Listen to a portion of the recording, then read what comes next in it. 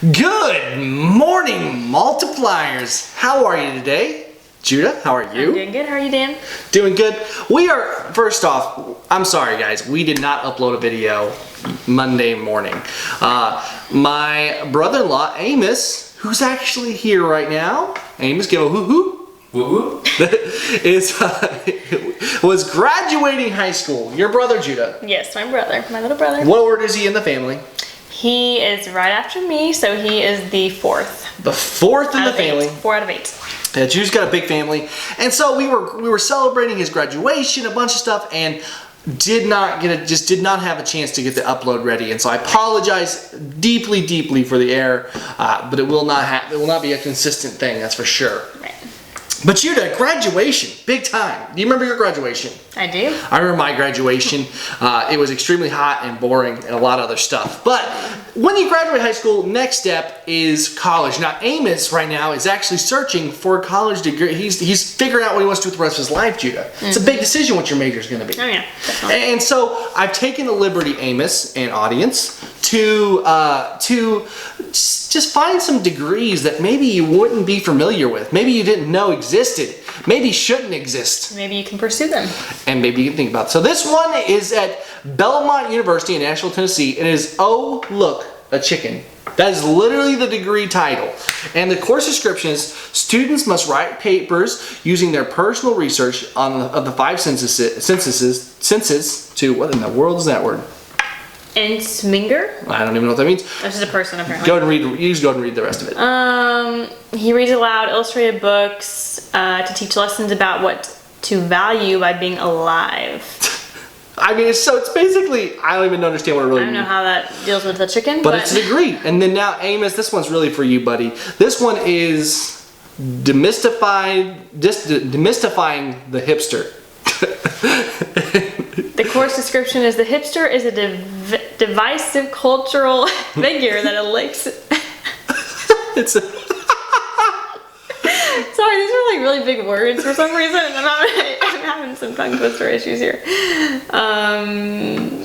The figure that inflicts both envy and outrage. Some argue that it has already run its course, the whole the hipster thing, and they need to figure out and discover what exactly a hipster is. Now, I think this is a course of study we should all honestly do to know the line between hipster and not hipster, because there's a lot of dispute, and thankfully Tufts University in Medford, Massachusetts has done it for us. So if you're looking for that, there you go. Now what job would you get with that though? Like, you're going to pay thousands of dollars a year. What are you going to do with that job? So these are actual these are literal degrees. This is the degree you get. Now this one is, what if Harry Potter is real? The study, it says, if Harry Potter exists. I mean, is there a world beneath our world? Well, and it actually says the course engages students with questions about the very nature of history. Okay, so it's not just about Harry Potter. It's about history type stuff. It's kind of funny. That's at Appalachian State University. They use the films and the novels to kind of base their stuff from. I guess to go from there, yeah. The next one is pattern making for dog garments. Some of these must be just courses, because I don't say you can make a whole degree from this. I think these are courses. Still, these are some crazy courses. Fashion Institute, this is the Fashion Institute of Technology, and this may be a degree there, who knows? In New York. And it's, learn to make patterns for dogs. I mean, because that's what I need to know. I mean, how do I make a pattern for a dog? I mean, that's exactly it. The Joy of Garbage from the University of California, Berkeley.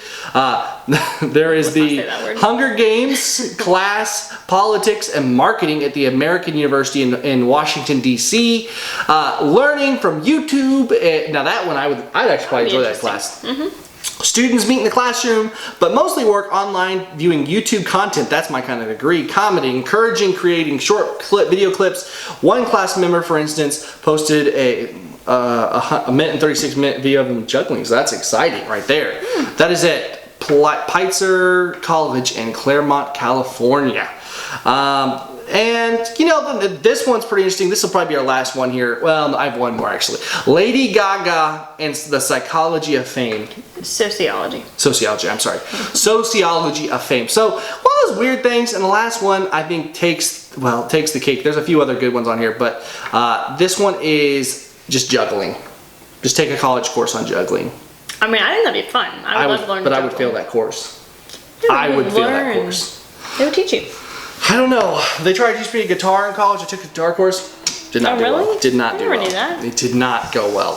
One of the guys sitting next to me in class, as I was sitting there strumming along, looked at me and he goes, "You just play at your own beat, don't you?" Because I was not keeping time with everyone else. Very, very. I'm a Baptist, and Baptists, we just can't.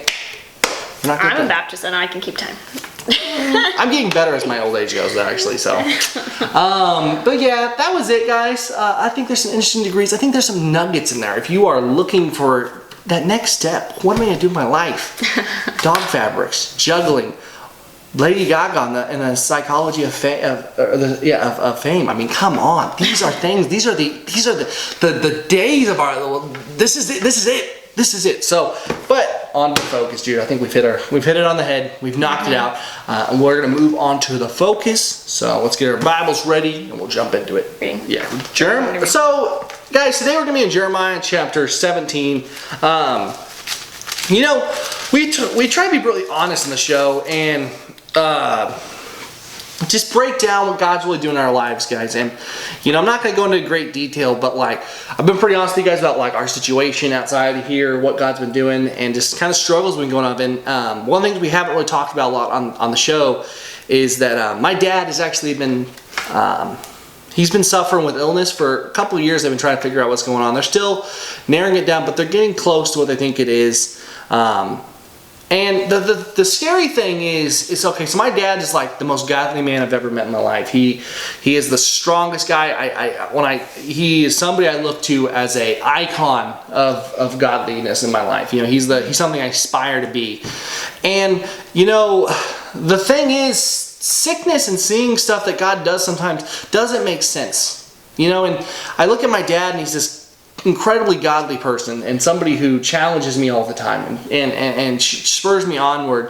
And I think to myself, in some of the illnesses that they're narrowing up, they don't have good outcomes. I mean, there's the possibility that it's not just a possibility. I mean, some of them are even possibly terminal, and so it's really scary to see and to think about that and to dwell on that. The reason I wanted to talk about today, guys, is because life is this section we're in.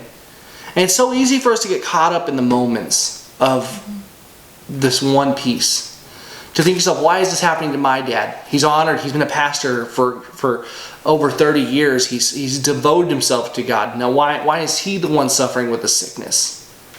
And, Jude and I, my life, I was talking to my mom today. I was like, for the Gibsons, it doesn't just rain, it pours. You know what I mean? It's like everything is just from all these different sides, seems like it's coming in at us. And it's scary.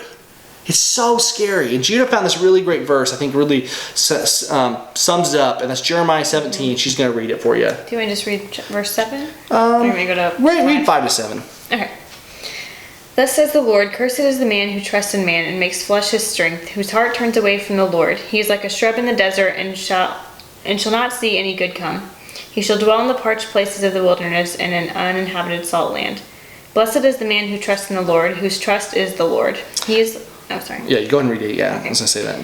He is like a tree planted by water that sends out its roots by the stream and does not fear when heat comes, for its leaves remain green. And it is not anxious in the years of drought, for it does not cease to bear fruit. And you see that verse and it puts life into perspective. And that is that when you're a Christian and we have faith, we understand that God's working everything out for our betterment. Mm-hmm. I don't know why God led me to the point where I had to leave my job. I don't know why God hasn't given me another job yet besides my youth ministry position. I don't know why God is doing a lot of things. I don't know why my dad is getting sick. I don't know why so many people, all this stuff we pour. I don't know why it happens. But I know God's in control. Mm-hmm. When you see this verse, it talks about that blessed is the man who has the strength to trusted the Lord because he has roots that are deep, that whenever the storms come in, when it gets hot, when the water's not there, he's got his stuff directly into the source, so that tree thrives when nothing else does. That's the beauty of being a Christian, you know. And I tell you guys, I've already cried a lot of tears over this. I'm scared. I'm scared for a lot of things. And, you know, I desperately, and I know my dad's proud of me, but I want to make my dad proud. And I want to bring God glory, and I want those two things to connect, because I know they will, because my dad's a godly man. And it's just scary to sit here and be faced with adversity, faced with a challenge that you can't even begin to comprehend, and you don't know why it's happening. But you know, blessed is the Lord. My mom, Judah, said the most amazing thing to me, and I think it's something that will forever be in my heart. And we were talking about my dad, and my mom's like, we don't know what's going on, we're not sure. She said, but I can tell you this, if it's the worst of the worst, or the best, whatever in between, she said, we are going to do it well. And I think there's something so beautiful in that simple phrase, is that no matter what is thrown at me, I'm going to do it well for the Lord. Like, I'm going to honor him in that moment. And there's a beauty and a simplicity and a gloriousness and a joy that comes from that. And I know I'm doing a lot of the talking tonight, you definitely, but it's because this is so close to my heart, guys. And the reason I felt like I'm sure this will be talked about more, but I'm taking it because we don't know a lot yet. It's in the early phases of where we're figuring everything out, and I don't want to go into too great a detail yet. But we want to be open and honest and genuine with you guys here. That's the point of this thing, is to say it's okay to be scared. It's okay to be broken. It's okay to not have all the answers. It's okay that your back's against the wall and you don't know what to do. What's the important thing is that you're that tree planted by the water. That your source isn't from what's around you. It's not from the rains above. It's not from anything. Your source of food is deep. It's straight into the river, straight into the living river, the living water in your heart that can't be touched.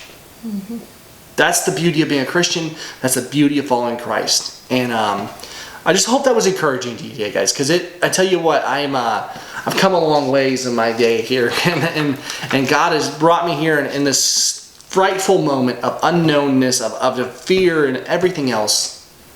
Blessed be his name, and we're going to do this well.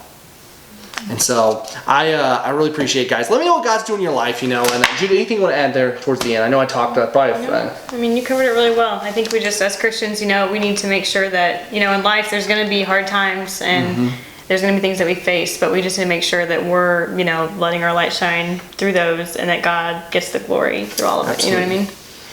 Yeah, guys, I just want to thank you for watching this video. Let us know in the comments down below what you're doing, any crazy college courses that you guys done, and you know, support us on this channel. You know, subscribe, like, share these videos. But above all else, pray for us, guys. Pray for God's work in our lives. Pray for God's work in this ministry, that it goes beyond where we could ever imagine. That God does amazing things with it, and I appreciate it. Check out the links down below, guys, and we will see you next time. And so I guess, as always, I'm Dan. And I'm Judah. God bless. And we will see you next time. Bye-bye.